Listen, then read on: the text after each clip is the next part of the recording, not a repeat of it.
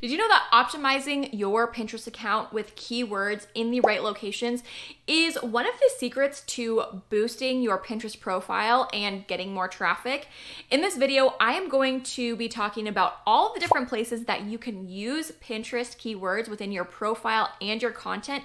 That way you can get found in more search, increase your visibility, and ultimately grow your Pinterest account and grow your business. So let's get into it. Welcome back to the channel, or if you're new here, welcome. Nice to meet you. My name is Brayden McKee, and I teach content marketing strategy to small business owners, service-based entrepreneurs, and even creators that are wanting to monetize their podcast, their YouTube channel, or their blog with their own digital products. On this channel, we'll be talking about all things content marketing strategy and what it's like to be an entrepreneur in today's digital age.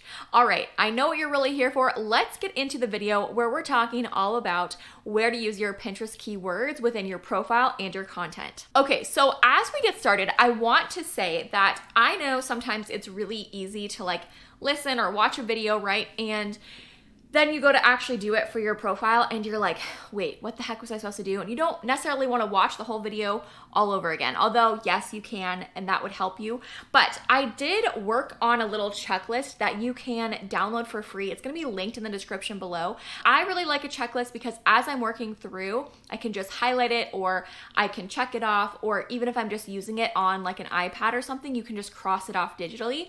And that way you know that you are covering all of your bases. Now, a couple videos ago, I taught you how to find your Pinterest keywords.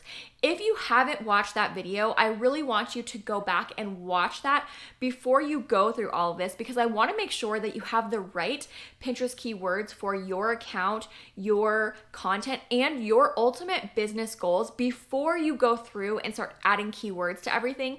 Because if you don't have the right keywords, then you're going to be wasting a bunch of time, and I'd rather not skip ahead and have you do this all over again once you do that keyword research. So go back and watch that video. I will link it for you. That way it'll just pop up on the screen and you can go click on it, or I'll also link it in the description for you. That way you can go watch that video next. So there are 9 total places that you are going to want to optimize your Pinterest profile and account. And what this is for really is so that your account can get found in more searches. And that's everything from getting your profile found, your boards, and your specific pins. So you want to make sure that you're using all of these, because Pinterest takes the keywords and the data from all of these different sections, and they are going to use that to match up your content in your account with the searches that Pinterest users are doing, so they can match up the right searches with the right content and profiles. And so if you want a better chance at getting found, growing your Pinterest account, and how to get more traffic to your website or your content, this is going to be how you're going to do that with optimizing all of these different pieces.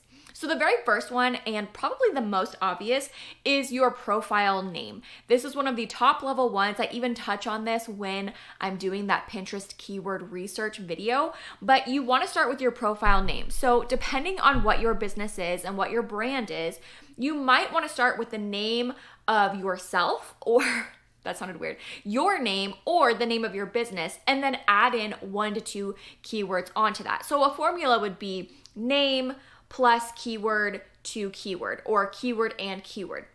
Now, depending on the length of your keyword phrases, you may only be able to fit in 1 keyword. You know, if you have a longer name or your business name is a little bit longer, but you want both of those in there, because even though most searches in Pinterest are unbranded, you still want to be having your name or the brand name, because as your business and brand grows, that is going to be searched more often. And just remember, Pinterest content and profiles are also searchable from Google. So you want to not just have the keyword, you want to have your name plus 1 to 2 keywords on that. Now, number 2 is going into your profile about section and writing a profile description that includes, 2 to maybe 5 keywords. So you want to write this in sentence format, paragraph format, and let people know what they can expect to find on your profile.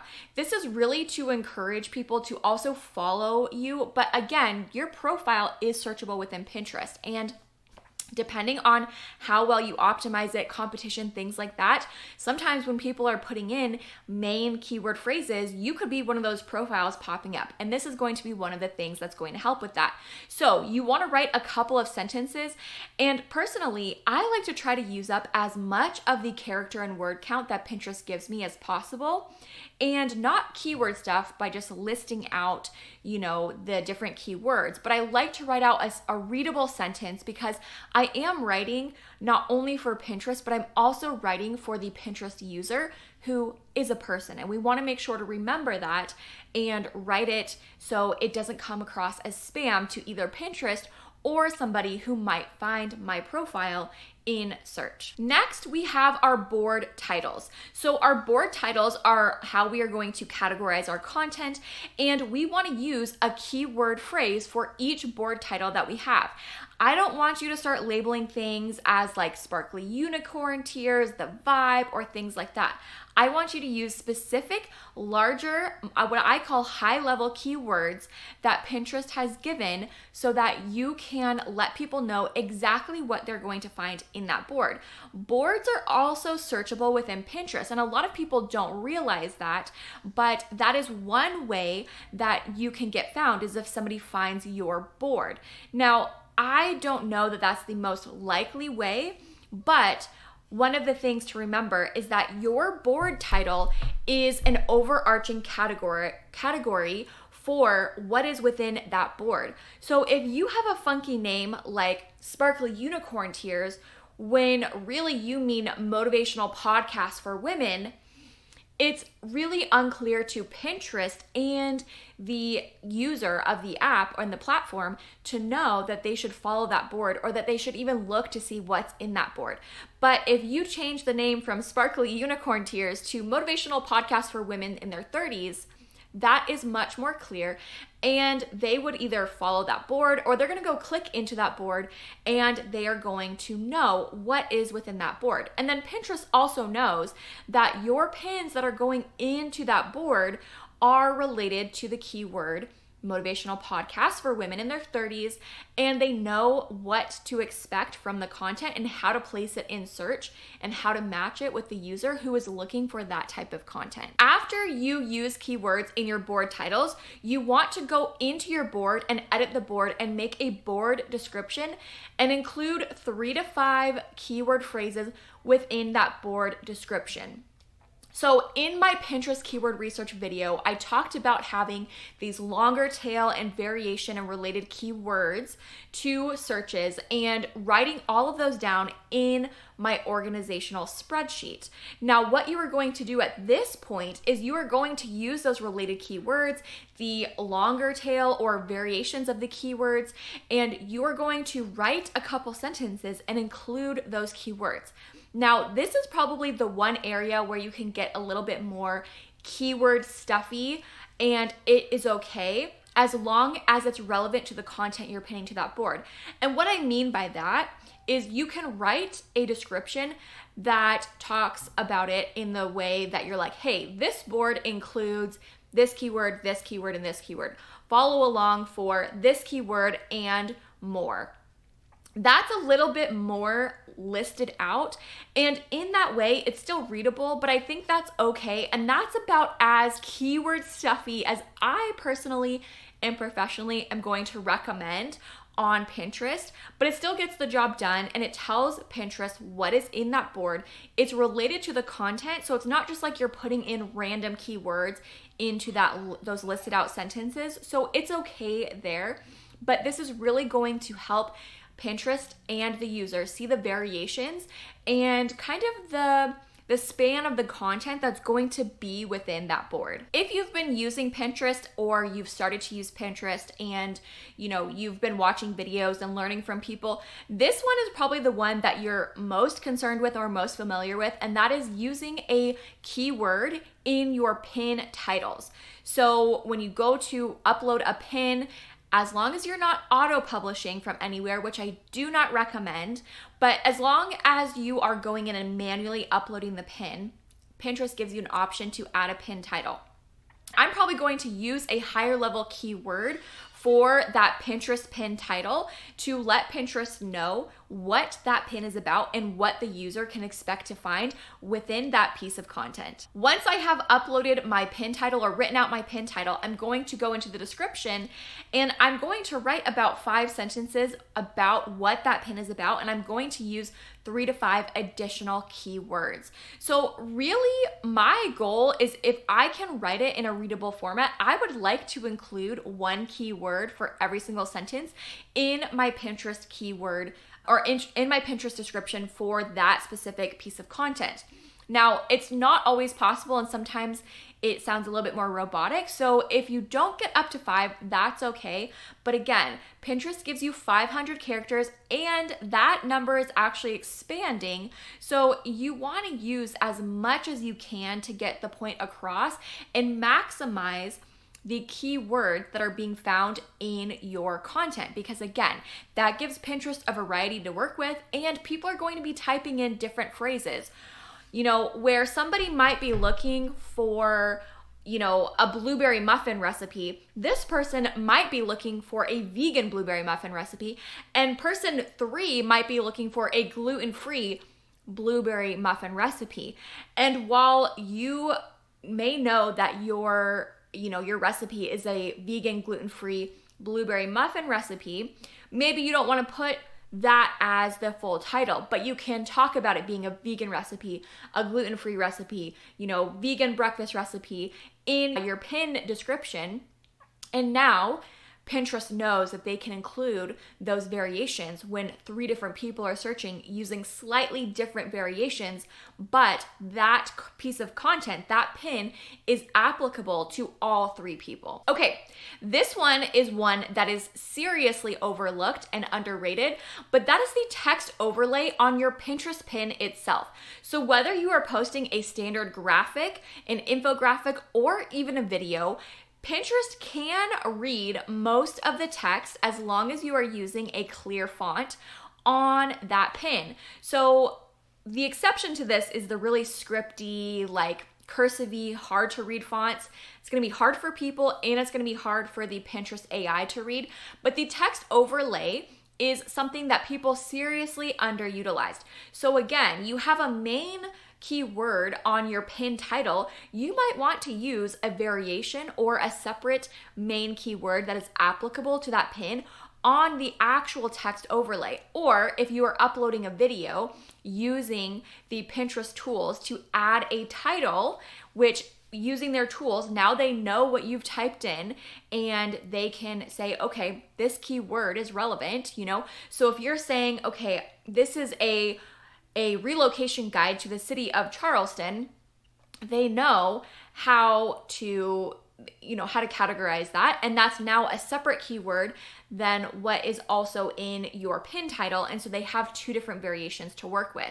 This is something a lot of people are not thinking about when they are actually creating the pin graphic themselves. So this is something where if you are trying to optimize your account, you're trying to grow your traffic from Pinterest, you're trying to grow your Pinterest account in general, is to use some of these other ways to make sure that you can optimize your content and maybe get some more reach that other people haven't thought about. Now, as you are uploading a pin, you also have a spot on the Pinterest pin editor to upload alt text. Now, this is for accessibility reasons, but again, this is another area where you're giving data and information to Pinterest. You want to convey what that pin image and the pin is about. And so describing the words on the pin, what the image is like, although some of those may not be keywords that you're trying to rank for, if you have, text overlay, and you have text on your pin or the video, you want to be able to convey that with the alt text. And again, this is just going to be another data point for the user and Pinterest to take into account, and especially for Pinterest to know who to serve this content to. It's just another piece where you have the opportunity to optimize. Now, this last one is one that is really not talked about very often at all. And for a long time, I wasn't even doing this for the most part because of my workflow, which has slightly changed. But that is using keywords in the image or the video file name. So when you are downloading your pin graphics, maybe that's from Canva like I use, Or maybe you're downloading a short form video and uploading that to Pinterest, is using the file name as a keyword or using a keyword in that file name. Again, this is not visible to who is using Pinterest, but Pinterest sees that. And again, it's just another data point. So if you are downloading your content from Canva and you're downloading multiple images at the same time, you're creating a bunch of pins, you're gonna want to label each of those images. Now, that can be really overwhelming if you're like, I'm just trying to get as much Pinterest content as possible. But if you figure out a workflow and you know what Pinterest keywords and what the pin is about, you can pretty easily label your Pinterest keywords. Now, I'm not going to spend all of my time and, really go heavy here on this area. But if you can optimize all of these different places, and this is just another thing to add into the mix, you have a better chance at ranking because you are optimizing everything within the whole picture. And so Pinterest doesn't have these blank spots kind of wondering what your content is about because you're letting them know in every single area, this is what my content's about. This is what my content's about. This is what my profile is about. This is what it is, and you're serving it to them, and now they can serve it to the user, right? And so this is really, it's tedious at times, and it is work, but I would rather you be more detailed and more optimized and post less Pinterest content because your chance at increasing your visibility, growing your traffic with Pinterest, and growing your Pinterest account in general is going to be much better if you take the time to optimize all of these different areas. Now, one thing that you're going to get better at over time is just how quickly and how second nature this is going to become. It's not going to take you forever once you get into the workflow. Now, if you are a small business owner who's already overwhelmed with Pinterest and you're thinking, there's just no way I am going to be able to do all of that. Like I don't have the brain power to think about all of that all the time.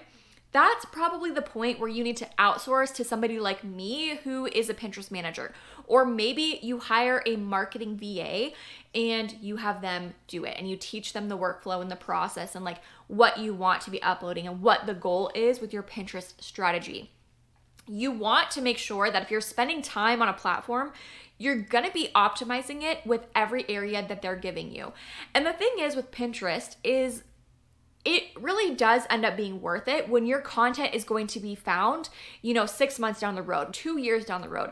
I seriously have pins from my real estate content that is still sending traffic to that real estate website, the blog, the videos, the lead magnets that is 2, 3, even 4 years old. It's still being found in Pinterest. My account for that is still being found for anybody looking to relocate to Phoenix on Pinterest. It is, and I am not really doing anything with that account. I started this new one for my content marketing business and I'm not really doing real estate anymore, but I've optimized so much on that account and I wasn't even perfect with that one.